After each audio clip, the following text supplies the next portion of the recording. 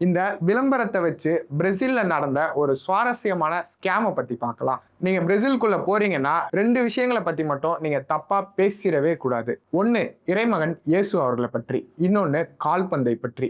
கால்பந்து கிட்டத்தட்ட ஒரு மதமாகவே பிரேசில்ல பின்பற்றப்பட்டுட்டு வருது. இந்த கால்பந்து உலக கோப்பையை வச்சு ஒரு நூதன மோசடி பிரேசில்ல நடந்திருக்கு. அதை பத்தி பார்க்கலாம். ஒரு 200 தீவிரமான கால்பந்து ரசிகர்களை ஒரு குழு தேர்ந்தெடுக்கிறாங்கன்னா நேரா போல இவங்கெல்லாம் இங்க தான் இருக்காங்கன்ற தகவலை மட்டும் அவங்க வீட்டு முகவரியை மட்டும் சேமிச்சு வச்சுக்கிறாங்க.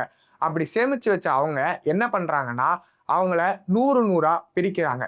100 பிரிச்சு ஒரு கடிதத்தை அனுப்புறாங்க.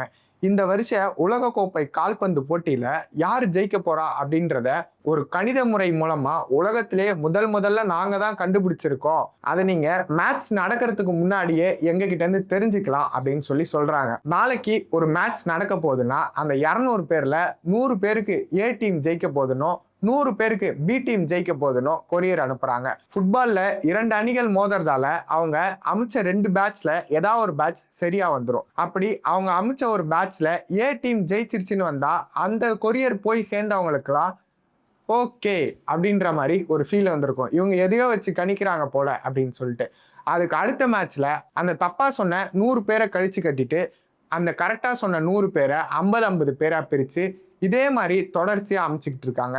இந்த ஃபில்ட்ரேஷன்ல கடைசியா ஃபைனல் மேட்ச் வர்றதுக்கு முன்னாடி 20 பேர் இருக்காங்க. அந்த 20 பேருக்குமே கால்பந்து உலக கோப்பையில யார் ஜெயிக்க போறான்றத நாங்க உங்களுக்கு துல்லியமா கணிச்சு சொல்லுவோம், இத்தனை நாள் சரியா சொன்ன மாதிரின்னு. இப்படி பேட்சா மாறி மாறி அனுப்புறதால இந்த தகவல் சரியா போய் சேர்ந்திருக்கும். அவங்க கிட்ட இருந்து இறுதி உலக கோப்பையில யார் ஜெயிக்கணும்னு நீங்க தெரிஞ்சுக்கணும்னா இந்த வங்கி கணக்குக்கு இவ்வளவு பணம் செலுத்துங்க அப்படின்ற மாதிரி ஒரு விஷயம் போகுது. இவங்க தான் ஃபுட்பால் வெறியர்களாச்சு, ஃபுட்பாலுக்காக என்ன வேணா பண்ணுவாங்கல்ல.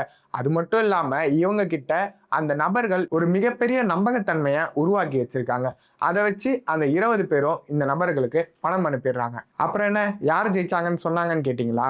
இதுல யார் ஜெயிச்சாங்கன்னா இவங்க கிட்ட இருந்து இத்தனை நாளா தபால் போட்டு பணம் வாங்கினாங்க இல்லையா, அவங்க தான் ஜெயிச்சாங்க.